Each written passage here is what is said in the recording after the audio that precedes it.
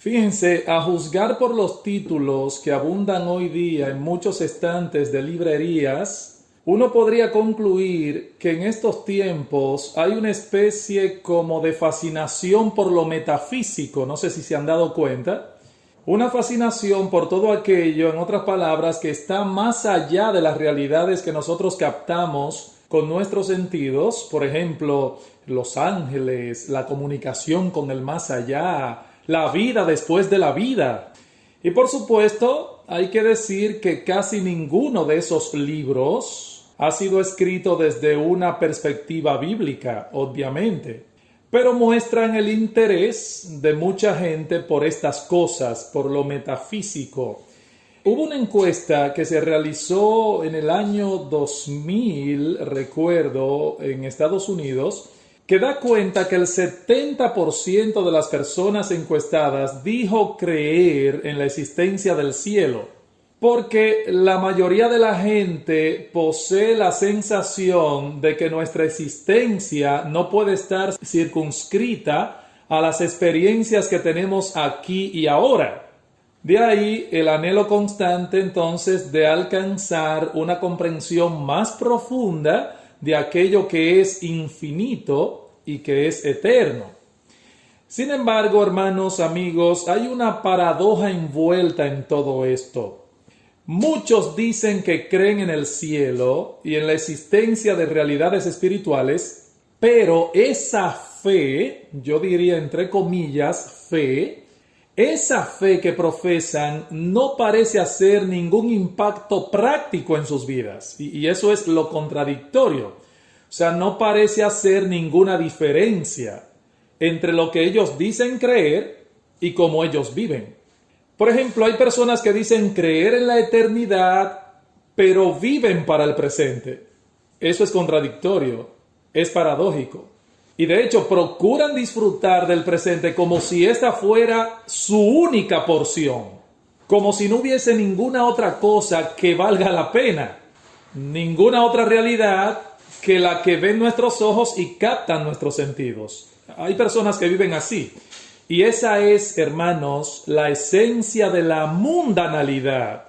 Dice David en el Salmo 17:14 que muchos hacen de esta vida su única porción. ¿Y saben qué es lo triste de todo esto, hermanos, amigos? Que ocurre también con muchos que profesan ser cristianos. Eso es lo grave del asunto.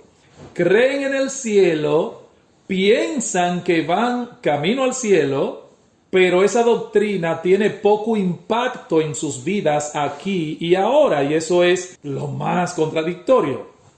Dicen creer en el cielo, fantástico. Afirman poseer la certeza de que Cristo les abrió el camino que conduce allí, pero viven en este mundo como si no hubiese cielo alguno que esperar. Cuando hacen negocio, cuando establecen el orden de sus prioridades, cuando atraviesan por períodos de aflicción y de dolor, bueno, tal parece que en realidad no creen lo que dicen creer. De hecho, hermanos, el cielo es, en verdad, una doctrina muy descuidada entre los creyentes contemporáneos.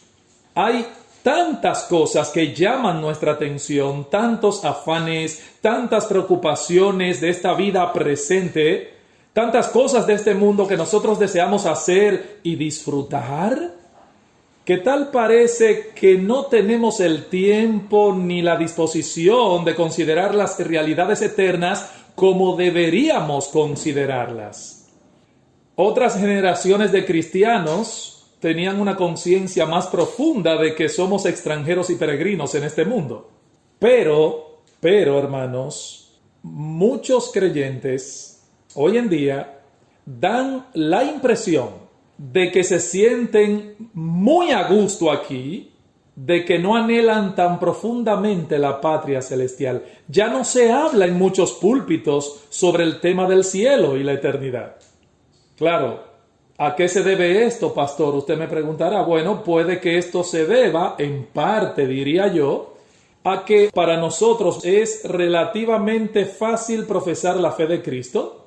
no estamos sujetos a las mismas persecuciones y a las mismas privaciones que muchos de nuestros hermanos tuvieron que enfrentar a lo largo de la historia y que de hecho, hermanos, otros enfrentan aún hoy en otras partes del mundo. Este es uno de los peligros que corren los cristianos en tiempos de paz y tranquilidad. Para algunos es tan cómoda su situación que tienden a perder de vista la temporalidad y vanidad de esta vida presente, o sea, a no poner sus ojos en las cosas de arriba, como dice Pablo en Colosenses capítulo 3, versículo 2. Yo recuerdo que hace un tiempo atrás escuchaba a un pastor decir que él había recibido un correo electrónico donde le pedían oración urgente por unos creyentes que viven en Ambon, Indonesia, donde un grupo de militares islamitas de cierta región anunciaron que todos los cristianos de esa localidad debían abandonar la ciudad antes de cierta fecha o serían exterminados por completo. Decenas y decenas de miles se vieron obligados a huir hacia los bosques y tanto ellos como sus hijos debían dormir envueltos en papel periódico o arropados con toallas porque no tenían con qué cubrirse siquiera. Algunos creyentes que fueron rescatados de un barco que se hundió llevaban las marcas en su cuerpo de haber sido severamente torturados. Claro, no todos los cristianos viven como nosotros vivimos, y cuando los creyentes se encuentran en una situación como esa, hermanos, yo creo que el anhelo por el cielo se acrecienta enormemente. Ahí pensamos en la eternidad, ahí queremos, sí, ven Señor Jesús, ven a buscarnos rápido. Pero estamos tan cómodos y gozamos de una paz relativa de este lado del mundo y en otras latitudes que no tenemos tiempo para estar pensando en eso del cielo y la eternidad. Porque en tiempos de paz y tranquilidad, hermanos, corremos el riesgo, el peligro de olvidar que este mundo no es nuestro hogar permanente. Que estamos aquí de paso, no importa donde usted viva, esperando aquella ciudad que tiene fundamento, cuyo arquitecto y constructor es Dios. Eso lo olvidamos. Ahora, por otro lado, hermanos, debo decir lo siguiente. Algunos poseen una visión tan distorsionada del cielo que no tienen mucho deseo de llegar allá tampoco. Miren por qué hay muchos que imaginan el cielo como un lugar etéreo. O sea, es como un culto interminable. ¿Se imaginan algo así como un culto interminable en donde uno debe estar quietecito por los siglos de los siglos? Así es como muchos se imaginan el cielo. Otros parecen pensar que este es un tema irrelevante que en nada nos ayudará con nuestra vida aquí y ahora. Por ejemplo, algunos pueden pensar, pero ¿acaso no es un tanto escapista, por ejemplo, sentarse a meditar en un tema como el cielo en medio de un mundo tan convulso y tan problemático como en el que nosotros vivimos? ¿No sería eso ser escapista? Pero otros sencillamente se resisten a considerar un asunto que francamente les parece complicado y oscuro. Miren, el cielo es tan trascendente y glorioso y nosotros somos tan pequeños y tan limitados. ¿Qué caso tiene meditar en un tema que evidentemente sobrepasa en mucho nuestra capacidad de razonamiento?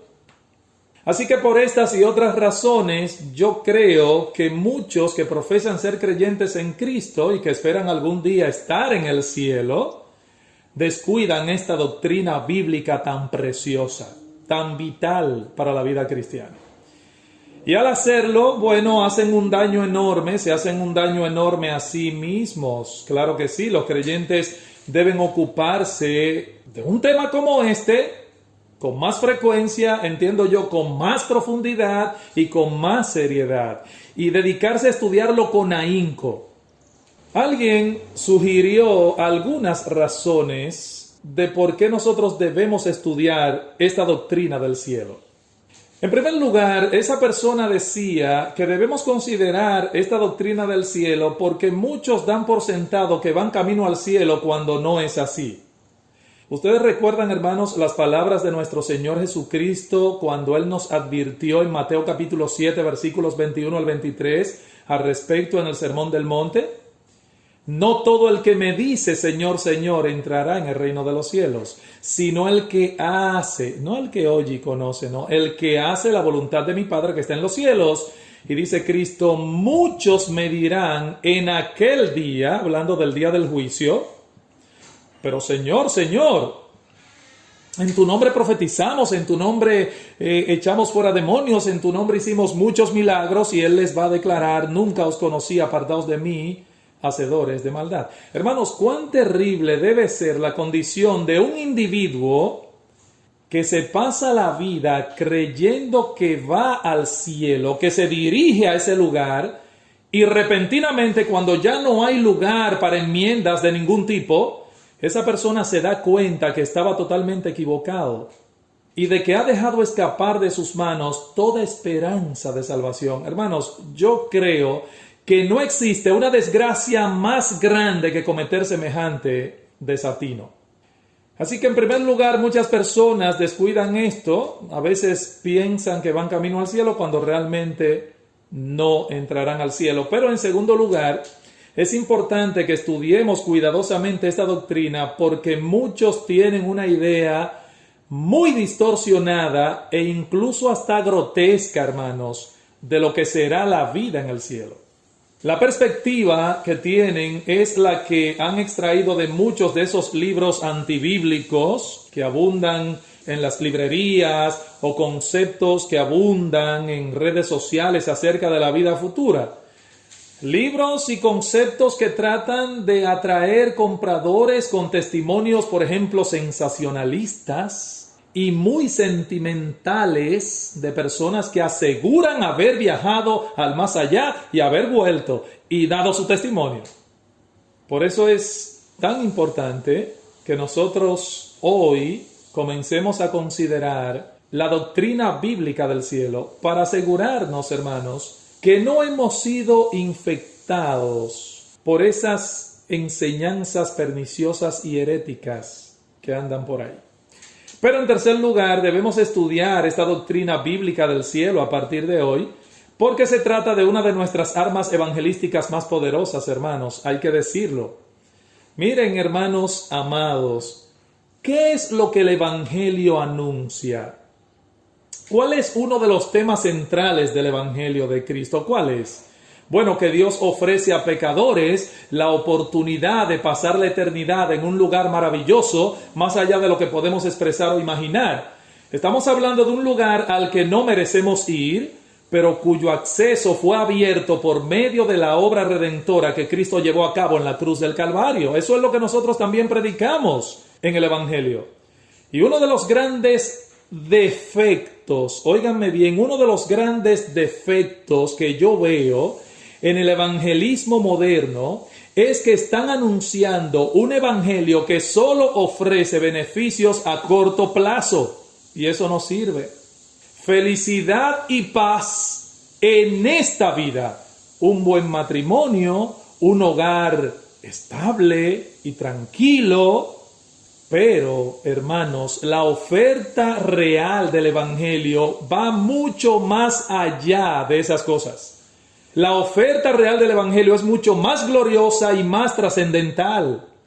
El conocimiento del único Dios vivo y verdadero, la total reconciliación con Él a través del perdón de todos nuestros pecados y la plena certeza de que pasaremos toda la eternidad en su presencia en el reino de los cielos. Eso es lo que nosotros predicamos. Eso es lo que el evangelio anuncia, mi amigo.